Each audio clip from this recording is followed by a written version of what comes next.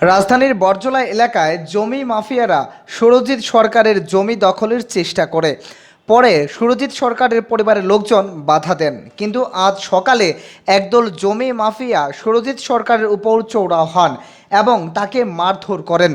বর্তমানে সুরজিৎ সরকার জিবি হাসপাতালে গুরুতর আহত অবস্থায় চিকিৎসাধীন অবস্থায় রয়েছে। এই বিষয় নিয়ে সুরজিৎ সরকারের পরিবারের তরফ থেকে একটি মামলা দায়ের করা হবে রামনগর আউটপোস্টে। এই কথা জানান সুরজিৎ সরকারের বাবা। আমি গেছে সাড়ে 12টার সময় ডিউটির মধ্যে আসতাম, তারপরে বাড়ির মধ্যে গাছ টাছ আসলাম আমরা।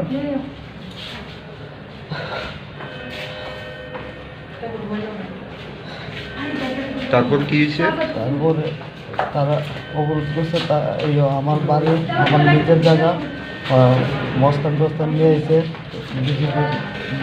কে নিয়ে আইছে?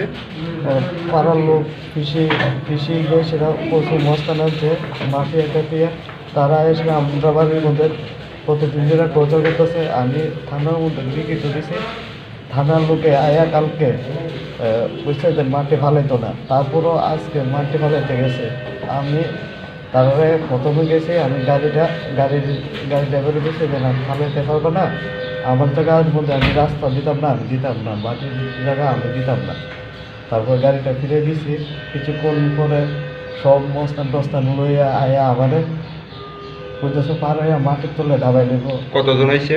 10-12 জনের মধ্যে সবরে আমি চিনি না, সবরে চিনি কিন্তু সবের নাম কইতে পারতাম না। বাবুজি, বিশু, শিশু, তারা সবে মিললে আমার গাড়ির মধ্যে মারামারির মধ্যে গেছে, পাড়াইয়া মাটির তলে ঢুকাই দিব।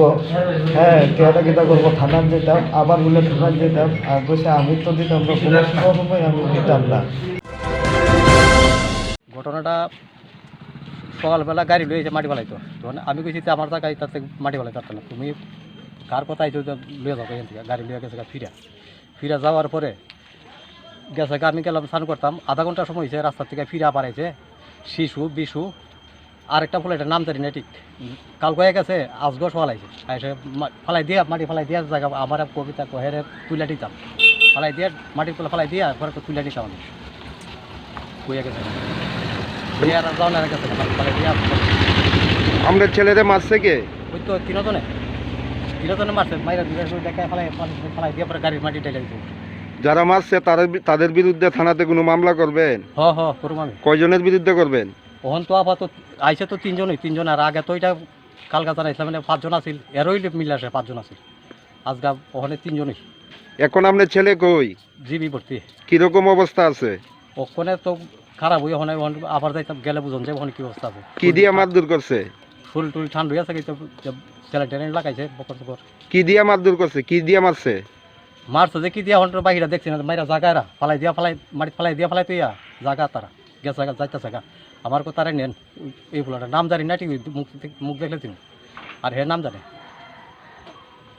কি নাম আপনার ছেলে? সুরজিৎ সরকার। বাবার নাম কি? তো সত্যেন্দ্র সরকার। এখন আপনি কি চান? ওখানে আমি এটার বিচার চাই পরিষ্কার। আমার এটা এলওডি জায়গা, আমি এটা তো দিতামই না। আগে দিলাইছিলাম বইন বিল্লা 15 যাক 5 জন কইছে দিলাইছি, এদিও সল করে করছে কিন্তু আমার কইছে আমরা তো বইলাম এটা লইয়া সেটা একটা আলোচনা করুন, এরপরে সাদা কাগজ লিয়ে এসে তাই করছে, এটা 3 ঘন্টা বলে চিন্তা রাখতে পারছি অনার তো পেলাম। এটা কয়েকজন বইছে বই এসে করছে, আমরা তো বইলাম কেন, আমরা সবাই সই দিয়েছি, তুমিও সই দাও। আমি সই দিয়েছি, কিতা লেখছে না লেখছি তো কই যেতে পারি, লেখাপড়ে জানি না, আমি জানাম কিতা, আমরা বলে দিয়েছি তুমিও সই দাও, সই দিয়েছি ওইটা লইয়া তাই কাগজ পাইলেছে, কিনা নিয়েছে তাই 3 ঘন্টা। ঘটনাটা স্যার কালকের থেকে ওই তারা সীমানা বইতেছে, রাত্রিবেলাইছে সীমানা বইতো, এবার আমরা তো জানিও না, আমরা কইছে না কেউ। এবারে কালকে কত মাটি বানাইছে এক গাড়ি, আজকে এক গাড়ি মাটি বানাইছে। এবারে দেখেন যেমন খোলা বানে বেড়াইতেছে, ট্যাঙ্গি গেলাম, ভাবে গেলাম, থানার জাত, কাছারির জাত, আমার জুতের জায়গা তারা নিতে গাইছে। আমরা বাধা দিছি দেখিয়া খোলারা হগল মিলে মারছে। কার জায়গাতে মাটি বানাইতেছে? আমার জায়গাতে। আপনার জায়গাতে ওরা কেন, কি কারণে মাটি বানাইতেছে? মাটি বানাই তারা রাস্তা বানাইবো, কিন্তু কথা ক্ষেত আছে, ক্ষেত পিছিয়ে 2 রুমের কাম করবো কি তারা? যেহেতু হোক আমাকে কিছু আমি তো জায়গা দিতাম না। খুশি দিকে তারা তো ফুলারে নিয়ে ডেকে ঢুকে নিয়ে মাটির তলে নিয়ে ফালাই দিছে। আর তো কেউ টাই না বাইক তাই না মাটির তলে। এবার ফুলা তো না হে মুহে লুলা বলা সব ছেড়ে দিছে। যারা করছে এই কাজটা তারা চিনেন আপনি? হ্যাঁ চিনি তো। কি নাম? আমরা পাড়ারই তো। কি নাম? তার নাম তো শিশু বিশু, তারপরে আরও নাম আছে শাড়িতে তো আমি ওগুলো পাচ্ছি। কয়জন আসলো তারা? 10-12 জন। থানাতে কোনো মামলা করছেন তাদের বিরুদ্ধে? ও কালকে জানাইছিলাম, জানানি পরে সারে না করছে, সেটা মীমাংস হয়ে সারলে তোমরা রে আয়া সেটা মাটি সাইডে ফালাইও, কালকা ফালাইও না। কোন থানাতে করছেন? শিশু ওই দুর্গা সিংহ রামনগর থানাতে। আমরা করতাম আজকে যারা মারছে তাদের বিরুদ্ধে কোনো এফআইআর করছেন? না করছি না স্যার, আমরা তো খোলা লয়ে ব্যস্ত স্যার, খোলা বাসে দাঁড়ানো জায়গা খোলা লয়ে করছি। কি নাম আপনার ছেলে? এতে সুরজিৎ সরকার। বয়স কত? বয়স বাবার নাম? 35। বাবার নাম? সত্যেন্দ্র সরকার। বাড়ি কোন জায়গায়? বরজলা। এখন আপনি কি চান? আপনার ছেলের এরকম ঘটনা একটা হয়েছে, আপনি কি চান? এখন কি চাই স্যার? এখন আমরা মানে জায়গাটা চাই, আর চাই না। এখন তো ছোট ছোট বাচ্চা বাচ্চা লই আমরা চলছি সংসার, আর কেউ নাই।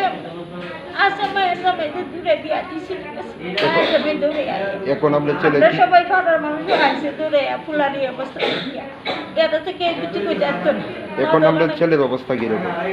একটু খারাপ স্যার, আমার ছেলে বাঁচলেন আমার সব কিছু।